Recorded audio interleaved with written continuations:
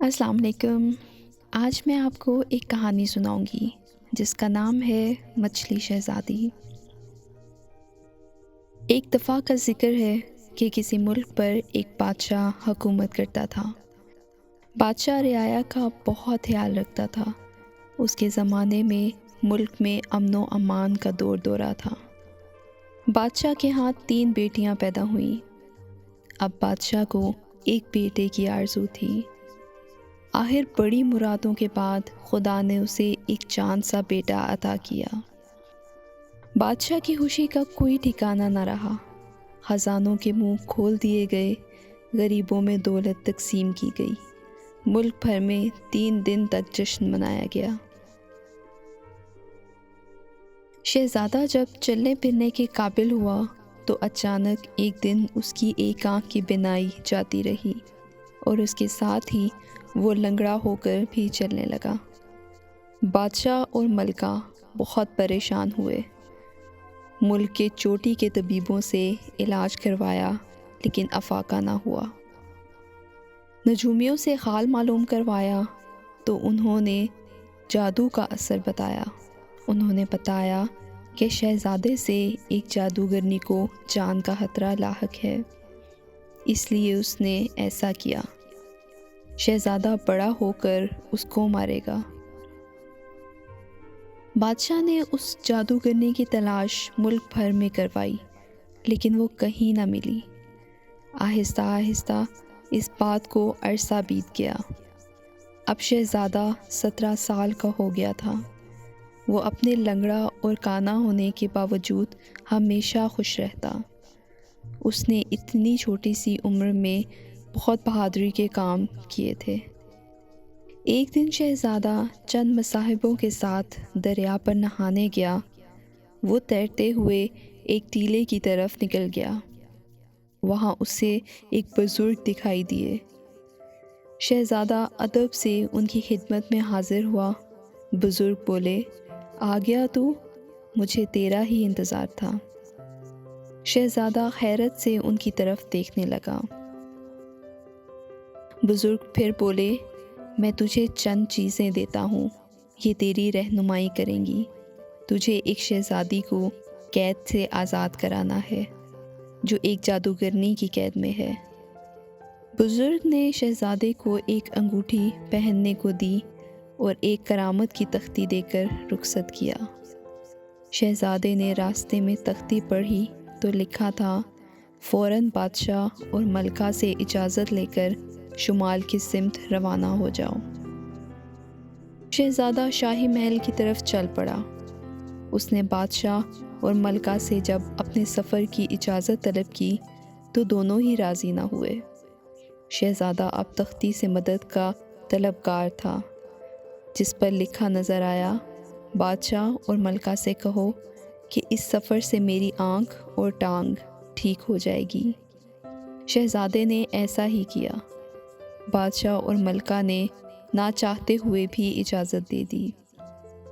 शहज़ादा दिन चढ़े अपने घोड़े पर सवार होकर शुमाल की तरफ रवाना हो गया। सपहर के करीब वो एक दरिया के करीब पहुंचा। इस दरिया का पानी चांदी की तरह चमकता था और उसका दूसरा किनारा दिखाई नहीं देता था। तख्ती की हदायत के मुताबिक शहज़ादे ने घोड़ा पानी में डाला और उसकी दुम के सहारे दरिया पार कर लिया। रात दिन सफ़र करने के बाद वो एक ऐसी बस्ती में पहुंचा जहां बंदर ही बंदर थे। उन्होंने शहज़ादे के गिर्द घेरा डाल लिया और उसे ज़बरदस्ती एक तरफ ले चले। शहज़ादे ने हर चंद मुकाबला किया लेकिन वो अकेला कितनों को मार सकता था। वो बौखलाहट में तख्ती देखना ही भूल गया। बंदर शहज़ादे को एक बहुत बड़े बंदर के पास ले गए। उस बंदर का कद शहज़ादे से भी बहुत बड़ा था। वो एक कीमती चमकदार चढ़ाऊ कुर्सी पर बैठा था। बंदरों ने अपनी ज़ुबान में अपने सरदार को कुछ बताया। उनके सरदार ने एक इशारा किया। शहज़ादे को एक जगह कैद कर दिया गया। अब शहज़ादे ने तख्ती देखी तो लिखा था, शहज़ादे, مناسب وقت کا انتظار کرو۔ دوسری صبح شہزادے کو کھانے کو گوشت دیا گیا۔ دوپہر کے قریب تمام بستی میں سناٹا چھا گیا۔ معلوم ہوا کہ تمام بندر اپنے سردار کی عبادت میں مصروف ہیں۔ شہزادے نے موقع غنیمت جانا اور پچھلی کھڑکی کھول کر باہر نکل گیا اور اپنا گھوڑا لے کر چل دیا۔ راستے میں کئی بندروں سے خون ریز جنگ کے بعد آخر کار وہ بچ نکلنے میں کامیاب ہو گیا۔ سفر کرتے کرتے وہ جادوگرنی کے ملک میں داخل ہوا۔ جادوگرنی بہت بڑی ظالم تھی۔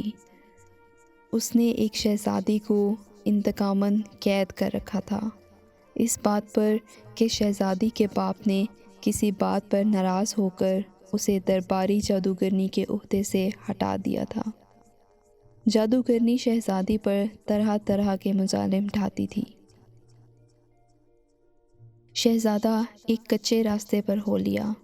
چلتے چلتے وہ ایک عجیب و غریب عمارت کے قریب پہنچا جس کے بے شمار دروازے تھے۔ اس عمارت نے آگے جانے کا راستہ روک رکھا تھا۔ شہزادہ گھوڑے سے اتر کر کسی سوچ میں پڑ گیا۔ اس نے کراماتی تختی پر نظر ڈالی جس پر لکھا تھا، کسی بھی دروازے سے اندر داخل ہو جاؤ۔ تختی کی خد اس مقام تک پہنچ کر ختم ہو گئی، اس لیے وہ جل کر راکھ ہو گئی۔ شہزادہ اللہ کا نام لے کر ایک دروازے سے اندر داخل ہوا۔ اچانک ایک خوفناک پرندہ اس پر حملہ آور ہوا۔ شہزادے نے ہوشیاری سے تلوار کے وار سے اسے ہلاک کر دیا۔ تلاش کرتے کرتے شہزادہ نیلے پانی والے ایک تالاب کے قریب پہنچا۔ اس میں ایک بڑی خوبصورت مچھلی تیر رہی تھی۔ یہ دراصل وہی شہزادی تھی جسے جادوگرنی نے جادو کے زور سے مچھلی بنا دیا تھا۔ وہ شہزادے کو دیکھ کر بہت خوش ہوئی اور پریشان بھی ہو گئی۔ اس نے شہزادے کو جان بچا کر بھاگ جانے کو کہا۔ ابھی شہزادہ کچھ سوچ ہی رہا تھا کہ اب کیا کرے کہ ایک خوفناک جادوگرنی دھاڑتی ہوئی تالاب کی پچھلی سمت سے نمودار ہوئی۔ اسے دیکھتے ہی مچھلی پانی میں غوطہ مار گئی۔ وہ اڑتی ہوئی شہزادے پر حملہ آور ہوئی۔ شہزادے نے تلوار کا وار کیا، لیکن یہ دیکھ کر پریشان ہو گیا کہ تلوار نے جادوگرنی پر کوئی اثر نہ کیا تھا۔ جادوگرنی نے شہزادے کو بری طرح زخمی کر دیا۔ اس نے شہزادے کو اٹھا کر زور سے زمین پر پٹک دیا تھا اور اب وہ اسے جان سے مار دینا چاہتی تھی۔ اچانک شہزادے کو بزرگ کی دی ہوئی انگوٹھی کا خیال آیا۔ پھر اس نے خدا کا نام لے کر لیٹے لیٹے ہی انگوٹھی کا رخ جادوگرنی کے چہرے کی طرف کر دیا۔ جادوگرنی جلنے لگی اور ذرا سی دیر میں راکھ ہو گئی۔